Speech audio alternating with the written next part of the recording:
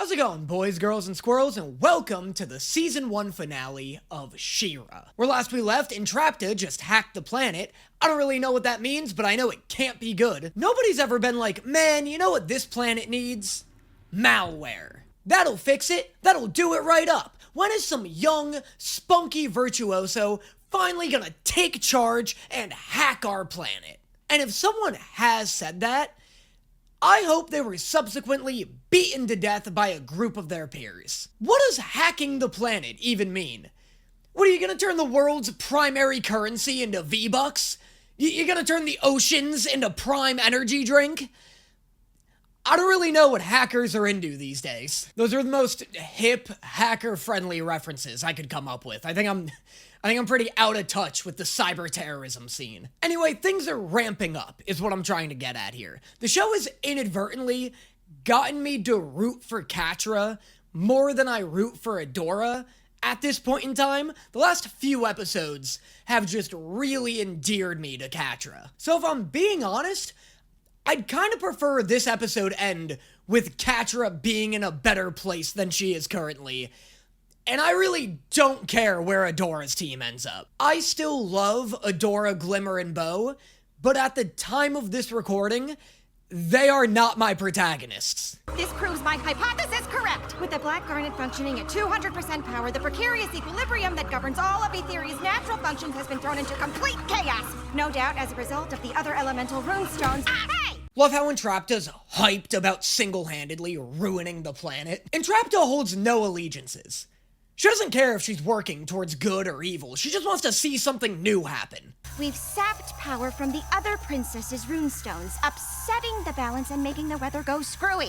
It's all in my notes if you'd like to. Wait. What was that you just said about making the other princesses less powerful? Yes, I made the princesses weaker.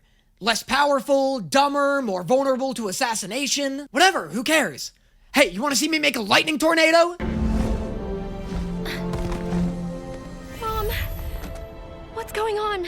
I don't know, dear. The weather's literally never done this before. Must just be the gods hating us again. Mom, I really wish you'd stop saying things like that. Well, it's true, they do!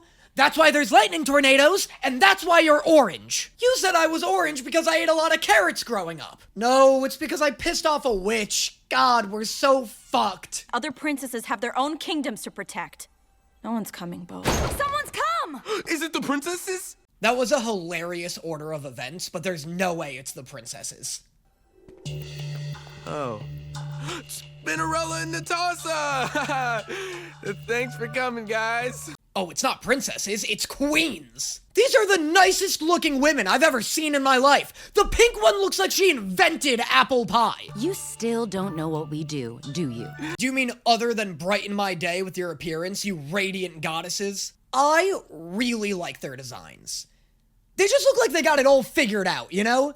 They look like they're on their way to a flea market after this. It's sick, too, to see a seemingly open lesbian couple in a children's cartoon, too. Because I don't know if I have. I've definitely seen a couple openly, male gay couples in kids' cartoons. I don't know if I've ever seen a lesbian one. I could be wrong. I could just be overlooking a show or something. No. Seriously? It's in the name. Net. Tossa? Nets. I toss nets, okay? Wow, what horrible parents you must have had. Finding out your name is a pun would be worse than finding out you only have a week left to live. Can you imagine being 14 years old and being like, Dad, can we go inside? I really don't care about learning the proper way to throw a net. No, just 3 more throws, please. This bit is going to be so good when you're older. Wait, what do you mean the bit? Why do you keep giggling at my birth certificate like that? Welcome to the Bright Moon Armory. Well, it's not really, but I've been sneaking weapons and stashing them in here for months. What? You've been stealing and hiding weapons? You a raccoon trying to start a militia? What is this? Glimmer, Mom! How'd you know we'd be in here? did you really think I wouldn't notice you were hoarding weapons? Glimmer, we've lost the last 4 battles because our soldiers were underarmed. This is what you've been doing with our weapons? I was just being prepared. You were being a raccoon!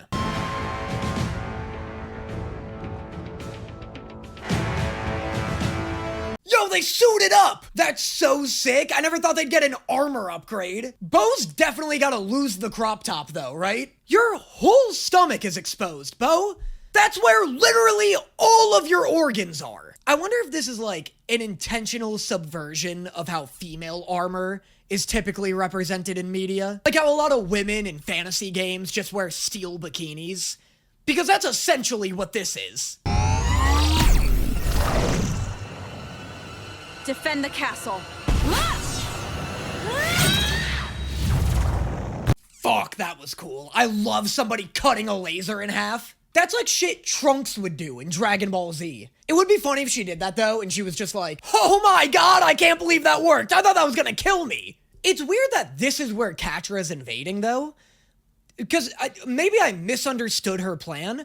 Aren't all of the elemental princesses' kingdoms weak right now? Why isn't she there? You'd think she'd take this opportunity to invade all of the elemental kingdoms, expanding her army, and then enclosing on whatever this place was called.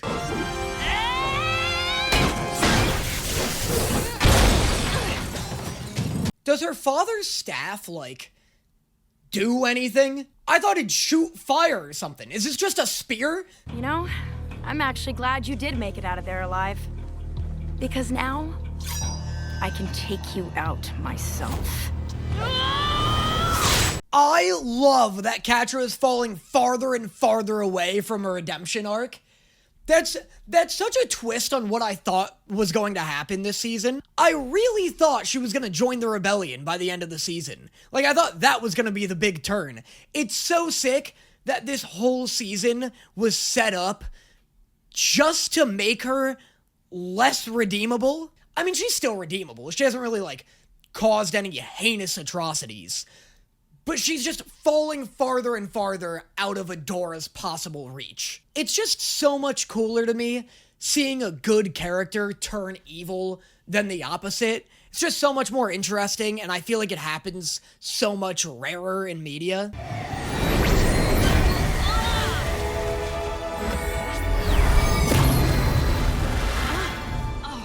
Boom. Nets. Yeah, Natasha, you really fucking tossed a net. I will be astonished if this show can somehow convince me that net tossing is a cool power. That's not going to be an uphill battle. That's going to be a battle up a cliff. I still love their designs, but the pink one does look like Princess Bubblegum halfway through transforming into Steven Universe's mom. And it also looks like what would happen if a David Bowie song became a person.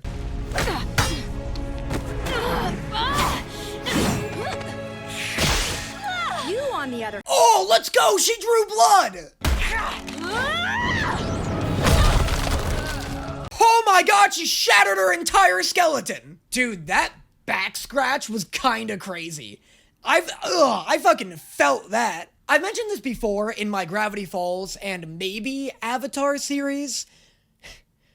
The Avatar episode that I mentioned this in may not be out yet. I've been sitting on an Appa's Lost Days recording for like over a year now, and I think that's where I mention what I'm about to talk about.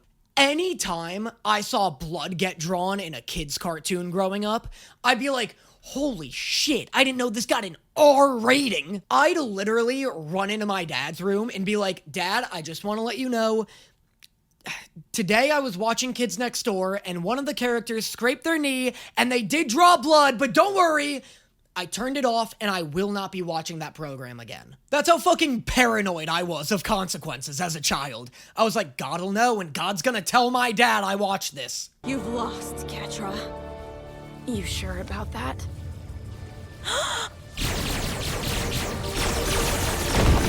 Catra is so vastly out of Adora's league, villain-wise. They're so not even close to being a match for each other.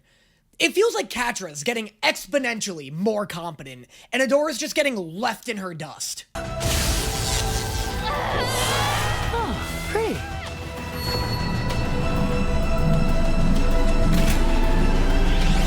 This show went from 0 to 100 so quickly. This is such an epic finale to what was otherwise a pretty tame season.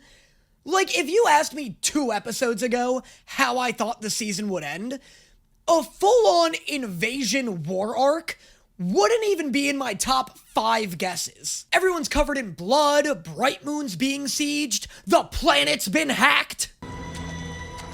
Now, it's over. Was I wrong about them falling in love? Was I completely off? It feels like this enemies to lovers arc is just becoming an enemies to victims one. Like, I really don't see how this friendship is gonna be salvaged.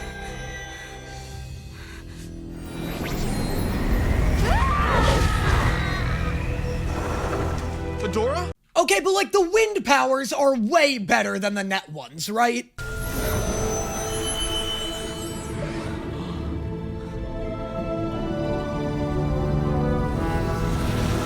Ooh, it's motherfucking Mermista!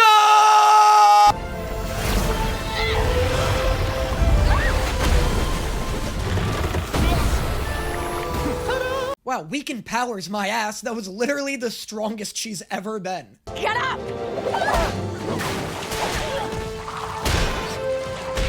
Is plants not an element? Am I just, like, wildly misunderstanding what hacking the planet did? Did Entrapta lie? Because that'd be fucking awesome. That'd be so sick if their powers actually got better because of the Cataclysm, and Entrapta just told Catra that they were weakened to wipe out her army.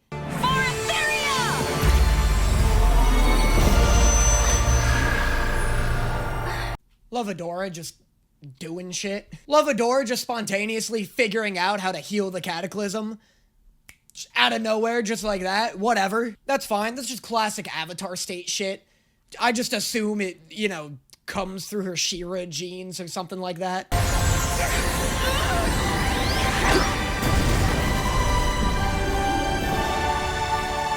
Poor Seahawk and Bo. The 2 characters with the most glowing personalities are the only ones who don't get to physically glow. That is how it's done in the sea. Really good job. Are Seahawk and Mermista dating? What's their deal? I can't tell if he's infatuated with her because he's like courting her, or if they're just like friends, but she kind of finds him annoying. I don't know. I'd like them to date. I feel like that'd be fun. She's kind of mean to him, though. Very well, Force Captain Catra. You will have other chances to prove your worth to me as my second in command. Hype for Catra. Super hope she gets like an outfit upgrade with this title. Not that I don't like her outfit. She's got a great design. But like, you know, I like change. I don't like change. I like upgrades. Just, if you're gonna make her the new Shadow Weaver, give her some sick-ass new Shadow Weaver-esque fit, you know? And that was She-Ra Season 1. Pretty good. Pretty fucking solid first season. A solid first season that really kinda just gets better with each episode. Good momentum. These last 3 or 4 episodes have without a doubt been the show's best, at least so far. And like I've said before, since everyone tells me that the show only gets better with each season, I'm hyped for a show that just keeps the momentum rolling. That's what The Owl House did. There's nothing more upsetting to me than a show that falls off and never comes back up. So I'm really excited. I'm excited to see if Season 2 gives me like an instant and stark rise in quality like The Owl House did, like Gravity Falls did, or if it's kind of more gradual, if it's not till like Season 3 that I'm like, man, I can't even believe the kitty shit that was going on in Season 1. But regardless, I'm enjoying where it's sitting right now. Probably more so than I was enjoying the Owl House Season 1. This is more up my alley, you know? It's about a war, it's got a lot of cool, like, transformations and powers and this and that. Like, it's as close to, like, a shonen boy-ass anime as you can get while also being essentially a show about dolls for girls. This has struck such a happy balance between all the shit I'm into and, like, still being a She-Ra thing. I never watched She-Ra in the 80s. because I wasn't alive, so I don't know what it used to be like. Maybe this is just like a direct reinterpretation and She-Ra was always badass. I always had like an aversion to old cartoons. Like growing up, I'd see like the Transformers show from the 80s and just like was visually bored by it. I was such an animation snob, even as a kid. I was like, oh god, they barely fucking move. So yeah, I have no prior experience. Weird of me to say this at the end of season 1, but here we are. But yeah, I'm excited for season 2. Let me know in the comments what your favorite part of season 1 was, I suppose. Yeah. All right, and I'll see you guys next time. Is it obvious the way I search the room? Barely take